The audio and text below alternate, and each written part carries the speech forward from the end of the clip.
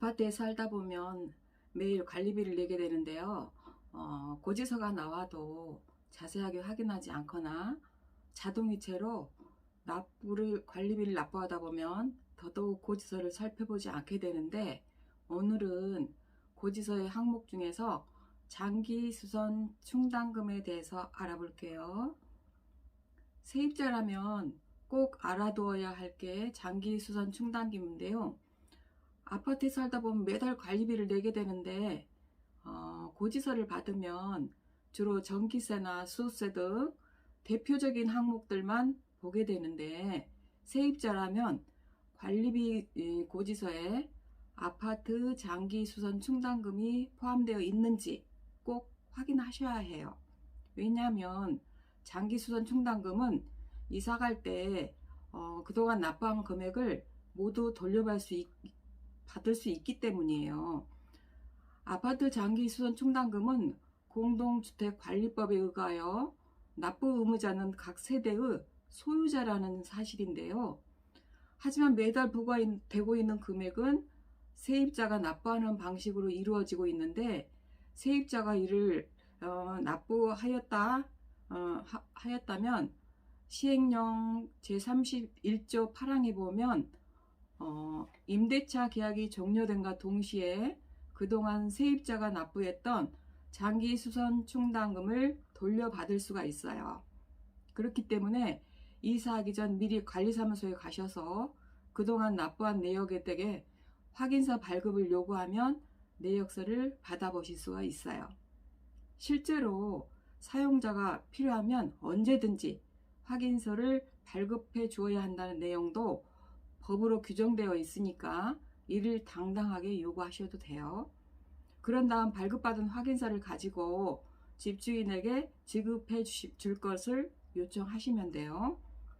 만약에 집주인에게 지급 요청을 했는데 반환받지 못한 경우에는 법적으로 청구하는 방법도 있는데, 10년 이내에는 청구가 가능하다는 점 알아두시면 좋겠네요.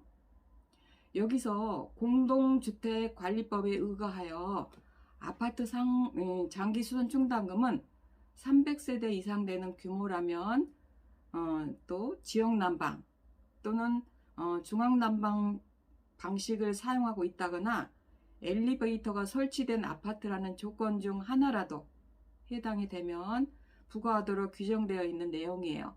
그래서 최근 지어진 아파트라면 모두 적용되신다고 보시면 돼요.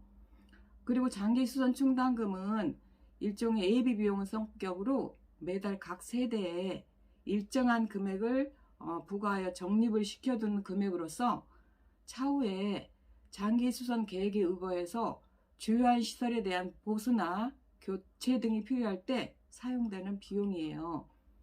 이때 장기수선 충당금 사용에 대한 여부는 관리 주체가 지출이 필요한 사안의 계획서를 작성해서 입주자 대표회의를 통해 승인 여부에 대한 의결을 받은 후에 집행하도록 절차가 규정되어 있어요. 이때 중요한 부분은 장기수선금을 납부해야 하는 의무자는 앞에서 말씀드렸듯이 각 세대 소유자라는 것이에요. 여기서 또 중요한 건 과거 10년 이내 세입자로 아파트에 거주한 이력이 있거나 아니면 장기수선 충당금 납부한 이력이 존재하고 있거나, 그때 당시에는 이에 대해 알지 못해 반환받지 못하고 나왔다면 지금이라도 소유자에게 반환 청구를 할 수가 있어요.